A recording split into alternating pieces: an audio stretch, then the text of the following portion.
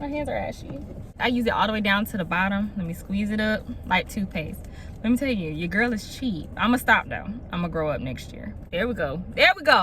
We got some. Okay. Hey everyone, welcome back to my channel. In today's video, I wanted to do a beginner-friendly how to improve your financial situation now, okay? Keep in mind that these are baby steps, but baby steps are still a step into the right direction. So who cares? These are things that I did before I was able to aggressively save and pay off debt and all that. These are things that I started doing in the beginning to get to that next phase, all right? So in the comments, feel free to let me know what your financial goals are for this quarter.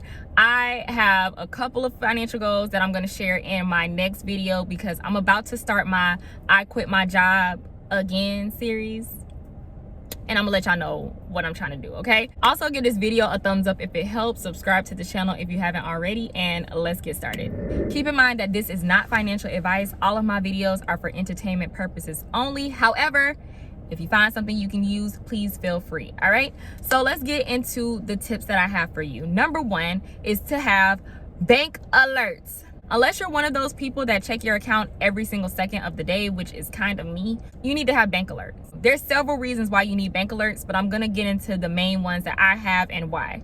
Withdrawal alerts. Whenever I use my card, I get a notification, you have just used your card at so-and-so. This keeps me on track with how much I'm spending, first of all, because sometimes when you swipe your card, you don't know how much you're spending. You're just swiping and checking the balance at the end. But when I get those notifications, I'm able to keep track a little bit better. It also helps with security reasons too, because if someone steals your card and they're swiping in New York, going on a shopping spree, you can stop it right then, because that's very inconvenient to have to go through fraud and all of that. That's just so annoying. But at least you can stop it early because you got the alert. Boom. Another one is low balance alerts. I have the low balance alert to tell me whenever I'm down to my last $100. Sometimes a bill could draft that you forgot about, and you do not want to go into overdraft, right? You think you got $100, but something just cleared for $86.99, and you spending, and the bank gonna let you because they want that overdraft. They want that overdraft money, right? I work at a bank, so I know they want that money. Keep in mind, banks make a lot of money off of that overdraft stuff, so we're not giving them no money for that. No. All right, keep up with that stuff, and you can set your alert for any amount. I would call your bank if you're not sure how to do it. You usually can do it through your online banking services. However, if you're not sure how to navigate that, just call your bank, ask them, I need alerts, how do I set that up? Number two, this one is a little risky, but I had to do it before I became really disciplined with my money, is take out as much cash as you need, leave the rest home. Hear me out. Wait. Going back to what I said about that swiping that card, sometimes you're not keeping track. And that was my situation. So I would say, oh, my budget for the week is $100. And I usually would spend about $2 something because I didn't keep up with my card transactions, right? So the alerts help with that. However, let's take it a step further. Sometimes we know we're going over budget and we don't care. But that's the thing. If you bring just enough cash for that event or for that week, you're going to be straight. I used to have to leave my credit cards home. And if I knew I was going out to brunch, I would say, okay, I know I'm going to spend this much. I'm going to tip this much. So I need to bring $40. I would leave the rest of the money at home until next time. And I never, ever regretted doing that. I never regretted it until the point that I was able to have the money in my face and not spend it. I had to do what I had to do. So I knew if I go to brunch and I'm like, oh, I'm going to spend $40, but then I saw that they have a deviled egg special, I'm getting them deviled eggs. So until you get to that point, go ahead and leave the cash at home. And I always said if I had an emergency or anything like that, you know, I did have just a little bit of cushion just in case, but I try not to do that either because I would spend that cushion.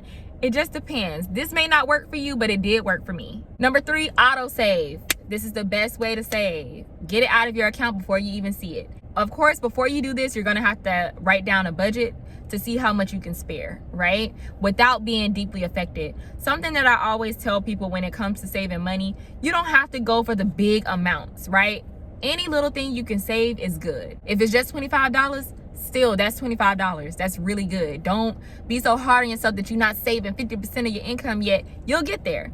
But baby steps, that's what we talking about, baby steps. All right, usually you can speak to your HR and see if they can give you like a payroll allotment form, and just do a little something into a separate account that you don't have a card to. I talked about this before. An account that you don't have a card to, we're not gonna tempt ourselves. My favorite bank right now is Capital One, because they have one of the best interest rates right now. It's not the greatest, but it's the best that I've seen. So just do your research, find a bank, don't get a card, just do a regular savings account and have that money automatically drafted. If your job offers a 401k, don't miss out on that free money. You know, I invest up to the max that they match, right? So if they match at 6, I go all the way up to 6. If you can spare it, do that too. Auto saving and having it taken out really helps, all right? Number 4 is start saving coins. So before I was able to save a lot of dollars, I was saving coins and it did add up. 1 second. I actually have these coins that I'm about to cash out. I started this right when the pandemic hit, and you know, they had like that cash shortage, so I couldn't really save much. I think I have about $50-something in here. I'll record it when I cash this out so y'all can see how much I saved. But so it's about 2 years now. Now let me tell you something about coins. They add up. I always try to make it a goal to spend cash and get change back, right? I never give exact change because I want to keep that change. Get a piggy bank, get a jar. This is just a random jar that my grandma gave me or something. I don't even know, but it's just a random jar. Put the money up and do not touch it. And it's so much easier to not touch it because guess what? You don't want to deal with no coins. Who wants to deal with coins? Who wants to pay everything in coins, right? So just save it up for as long as you can. Another thing too, let's say maybe you're not big on cash. Go ahead, go to the bank and get some rolled coins. You can get like a roll of quarters for $10 in a roll. And what I do is I dump it all out. Dump it out, because if you have the convenience of just exchanging it, then you may, right? Which I did a lot. So I had to just dump them out. So that way it's in there and you don't have to think about it. You'll be surprised at how much you have. So I can't wait to show y'all how much we have. I think I might do like a little mini vlog just showing my day. Maybe on a Tuesday when Applebee's has 99-cent day. Just show you a little bit of a day in my life. Let me know if y'all want to see that. Number 5. Delete shopping apps. I actually was talking to my friend Kelsey. Hey Kelsey, because she watches my videos. Yeah, you gotta delete those shopping apps. That Shein, Fashion Nova, all them shopping sites, whatever your weakness is, delete the app. You know, the thing is, when it comes to online shopping, it's just too easy. It's so convenient. Your cards are saved and all of that. So you want to go ahead and delete those apps. Delete your history too if you need to. Convenience is a great thing, but it can also be a problem. So you want to make sure if you have a problem with shopping, which everyone has their thing, don't be ashamed. We all got our thing. Just try to get rid of the temptation, right? You don't need to see the sales. Also, turn off the alerts that 80% off is tempting. But no, delete it, cancel it, unsubscribe to all of it. Amazon too, I forgot Amazon. Delete Amazon, get off your phone, remove it, let it go. And may I add, when you're on this financial journey and you're making those improvements, make sure you're setting goals first of all. But once you mark off that goal, please treat yourself. You deserve it, right? I don't care how small it is, it's still a win. Make sure you reward yourself, all right?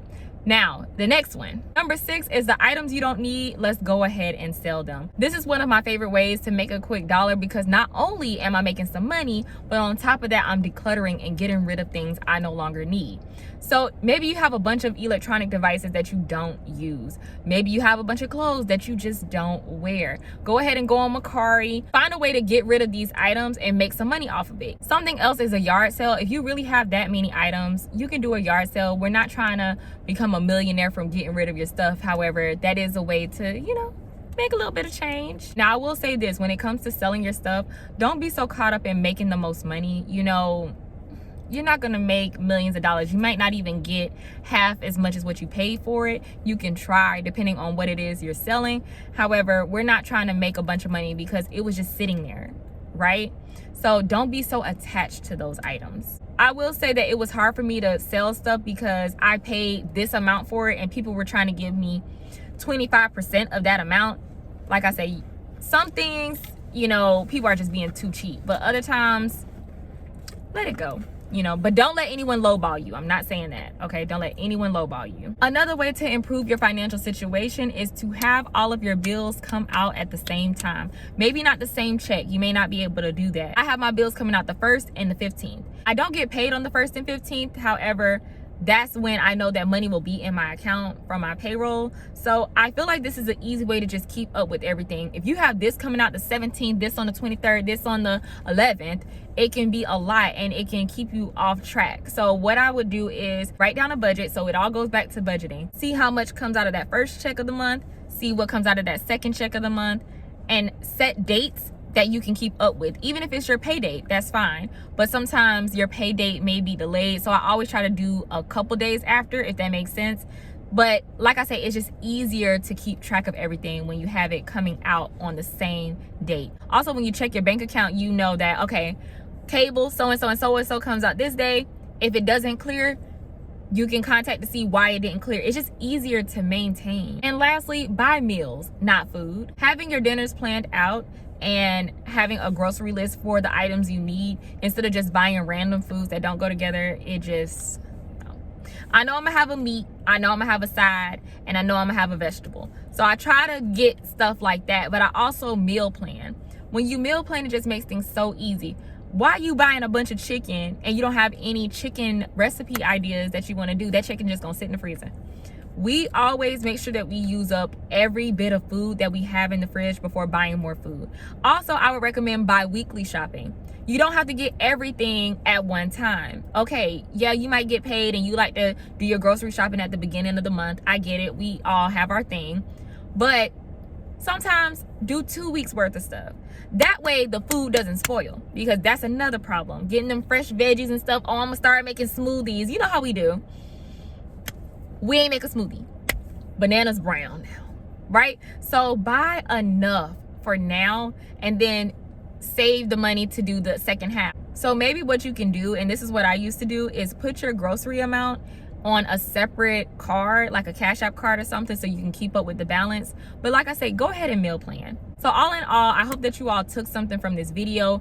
Always remember that the key to a lot of this is just practicing discipline. Leveling up financially after messing up so many times and not doing things the right way, it's gonna take a minute to get used to this, but that's okay. And I just want you to know that you're doing a great job, because the first step is realizing that you want to change, right? So give yourself some credit. Give yourself some credit. All right, I hope you all enjoyed this video. If you did, please be sure to give it a thumbs up. Also, make sure that you follow me on Instagram at @the_upgrade_Kiki, and I will see you all in the next video.